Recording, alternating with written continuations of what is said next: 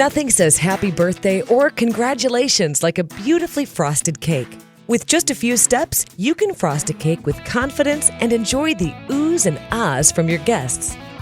You'll need this basic equipment: a long serrated knife, cake plate, waxed paper, simple syrup, pastry brush, offset spatula, frosting. Step 1. Make flat tops. If the cake layers have dome-shaped tops, you'll need to trim them to make the tops flat. Place a cooled cake layer on a sheet of waxed paper. This will make it easier to maneuver. Rest your palm on the domed top and hold the serrated knife parallel to the top of the cake. Lightly score the edge where you'll make the cut. Gently begin sawing back and forth into the cake. When you've made one cut, rotate the cake and make another cut. Step 2. Prepare to frost. Put the bottom layer of cake on your cake platter. Tuck in strips of waxed paper beneath the edges of the cake to keep the platter clean while you're frosting. Lightly brush loose crumbs off the cake. Step 3. Prepare and brush on simple syrup. Simple syrup is a baker's secret that adds flavor and moisture to your cake.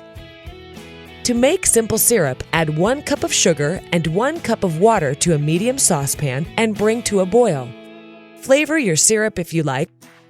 Let the syrup cool and strain out any solids before you brush it on the cake. Step 4.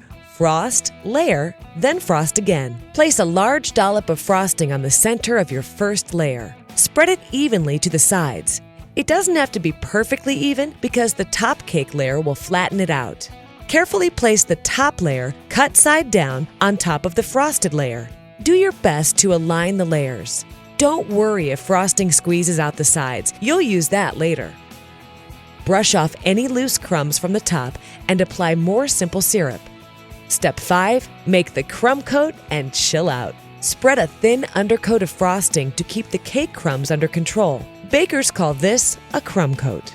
Put a small dollop of frosting on top of the cake and smooth it out. Remember, this is a thin undercoat, so don't worry if you can see the cake through the frosting. Next, spread a thin layer of frosting around the sides of the cake. Now you can smooth any frosting that squeezed out from between the layers earlier.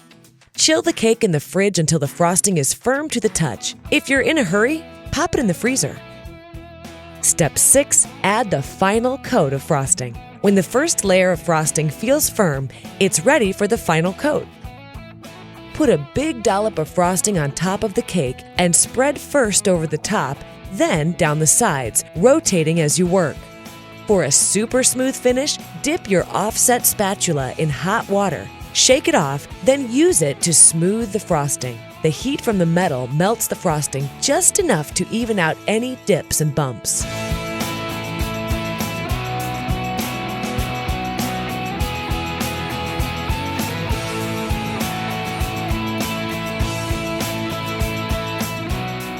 Put the finishing touches on your cake with edible flowers, fruit, chocolate shavings, or sprinkles. When you've finished, carefully pull away the strips of waxed paper and wipe off any spills with a damp paper towel.